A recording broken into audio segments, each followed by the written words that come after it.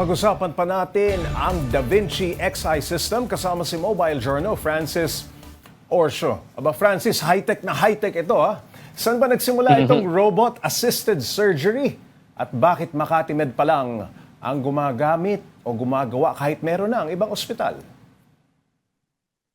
Pops J, ito kasi nga Da Vinci Xi system ay 2014 pa nagsimula sa ibang bansa, especially sa mga mga nangungunang medical facilities including sa United States, sa Canada at ilang mga European countries, kabilang na United Kingdom. Pero nitong Abril lang nagsimulang pumasok ito dito sa Pilipinas at prinocure nga ng iba't ibang ospital, kabilang na itong Makati Medical Center.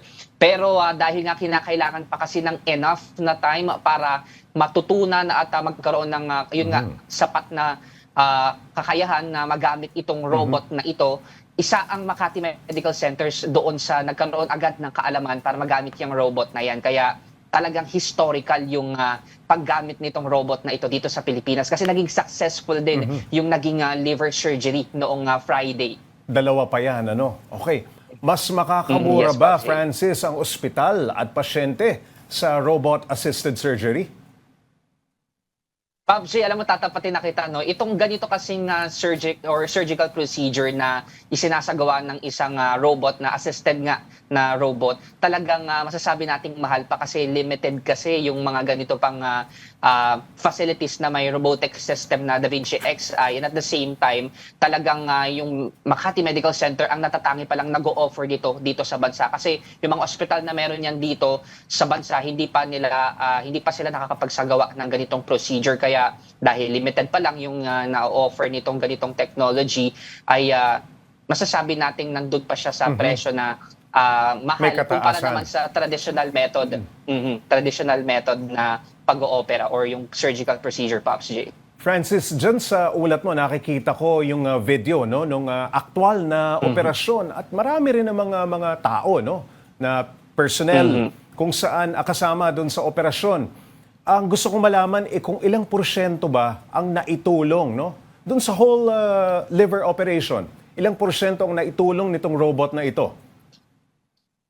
Ang pinakamalaking tulong kasi doon, Pops J, yung yung halimbawa doon sa pasyente, kasi nabanggit ko kanina halimbawa yung minimal na time ng recovery, and at the same time mas hindi din magkakaroon ng maraming sugat yung pasyente. Kasi kung halimbawa yung traditional method ng pag-oopera, talagang mano-manong kamay ng surgeon yung halimbawa gagalaw doon sa isang parte ng katawan na may damage. Pero dahil dito sa robot at dahil mas mataas yung precision ng robot, mas hindi daw masusugatan yung tao. Ibig sabihin, mas magaling din gumaling yung halimbawa sugat na natamo mula doon sa pagkaka-opera. And at the same time, mas mabilis din yung recovery period. So yun yung pinaka naging kumbaga beneficial talaga doon sa mga pasyente na sasailalim dito sa ganitong klaseng surgery, Pops J. Francis, ngayon liver surgery pa lang ang nagagawa nito pero nabanggit mo marami pa itong kayang gawin.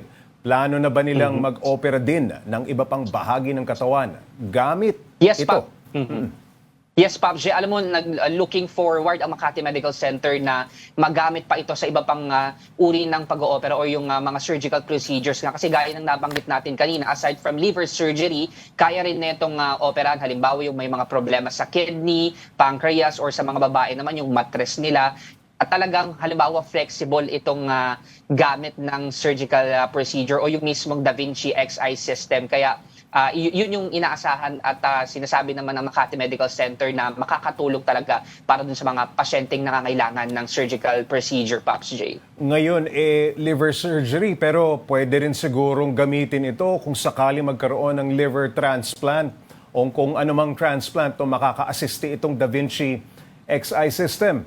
Pero pagdating sa oras ng surgery, napabilis ba ito ng Da Vinci Xi system? Maging sa recovery, Francis? Pops J, relatively talagang makakatulong ito sa pagpapabilis din ng operation kasi nga kung sa traditional method, Pops J, talagang mano-mano at kailangan aralin talaga ng mismong surgeon kasi nga mata niya lang yung ginagamit niya tapos kailangan niyang tansyahin kung halimbawa ano yung mga kailangang hiwain, ano yung mga kailangang galawin doon sa parte ng bahagi ng katawan na yun. Pero dito sa tulong ng Da Vinci Xi system dahil nga robot operated siya at merong yung camera na kayang mag-zoom ng sobrang lapit. Sobrang lapit. Talagang mas makikita ng surgeon kung ano yung mga dapat lang na galawin doon. And yung gaya nga nung nasabi ko sa recovery time, mas mapapabilis. Halimbawa yung example natin kanina noong Friday, sabi ng nakausap nating surgeon, kung typical daw kapag tapos ng operation ng isang pasyente na inoperahan sa liver, nagtatagal sila ng 1 linggo Oo. bago ma-discharge. Itong naoperahan siya sa tulong nitong robot-assisted ay 1 araw lang. Isang araw lang? Daw, nakauwi na-discharge na sa hospital, malaking Pops J. bagay yan. Oo. Ang last question ko sa iyo, Francis, mukhang mamahalin yung aparato, no? Medyo may kamahalan ba?